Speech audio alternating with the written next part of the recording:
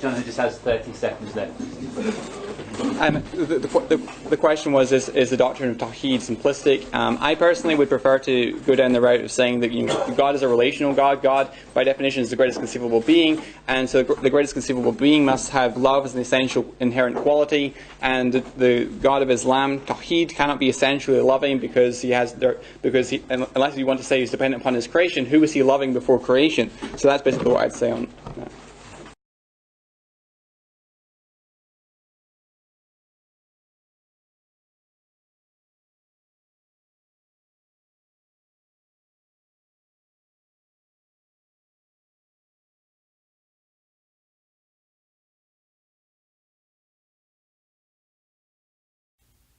What the argument's trying to show is that if you suppose that there is a perfect single self, that's impossible. And the line of thinking in popular writings is usually, God is perfectly loving, so therefore he must eternally and independently of creation be engaging in the best kind of love. But then there must be another person within the divine nature for God to love. If God was a single person, then apart from creation, he'd only be able to love himself, and that's not the best kind of love, so God wouldn't be perfectly loving. The problem with these arguments is that I think they have a fallacy at their heart. It's this: God is perfectly loving only if God is perfectly loving. If I paraphrase that, I think you'll see why there's a fallacy there.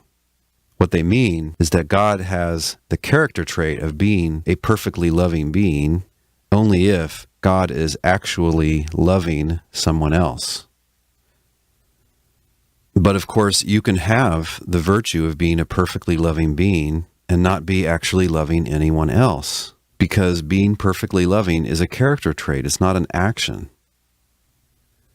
Imagine that you have a castaway who's abandoned alone on a desert island. Is he an honest guy? Is he disposed such that he will tell the truth to others?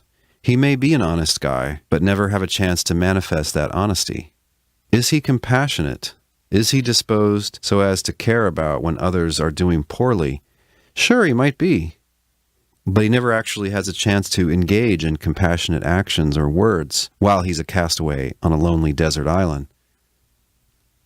It seems to me these arguments just don't get off the ground at the very first step. Never mind how we get that there are exactly 3 divine persons. I don't see how you get from 1 to 2, because I think you could be perfect in every way and be a single divine person. And yes, you could be perfectly loving as a part of that. And I don't think that you would be lonely or inadequate in any other way. As far as I know, this is where in the whole history of Christianity you see these type of arguments. In Augustine in the early 5th century, Richard of St. Victor in the 12th century, Richard of Oxford in the 20th and 21st centuries, and a few people inspired by him, like William Lane Craig and Stephen T. Davis.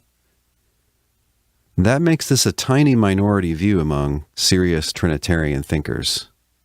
Why is that? I think it's because it's not a convincing argument, but another reason could be this.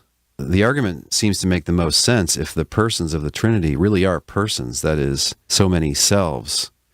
Typically, with a person like Davis or Swinburne, the conclusion of this argument is that there are multiple selves in the one God.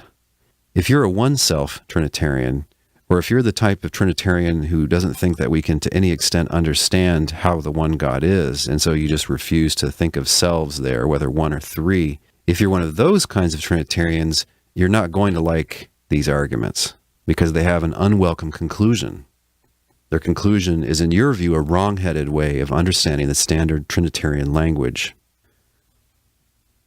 There are other dubious proofs. Sometimes people will riff on some of Augustine's many analogies. Father's like a soul, the Son's like his mind, the Spirit is his love for himself, things like that.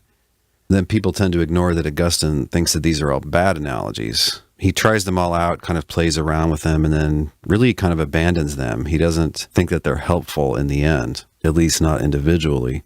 We know that the doctrine of the Trinity took a couple of 100 years to develop. Christians got together in the Council of Nicaea in the year 325, and at that time they ruled that Jesus is very God of very God.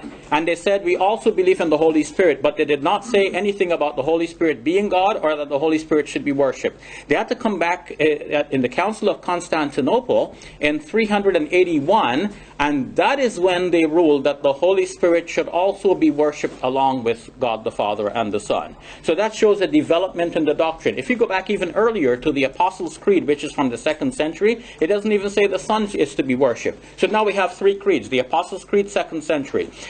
Council of Nicaea, early 4th century. Council of Constantinople, late 4th century. So if you see the development, only one God here. Apostles' Creed, 2nd century.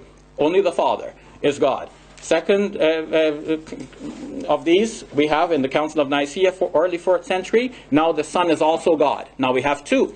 Later in that century, Constantinople, now the Holy Spirit is also God. Now we have 3. So it goes from 1 to 2 to 3. It goes from Unitarian to Binitarian to Trinitarian.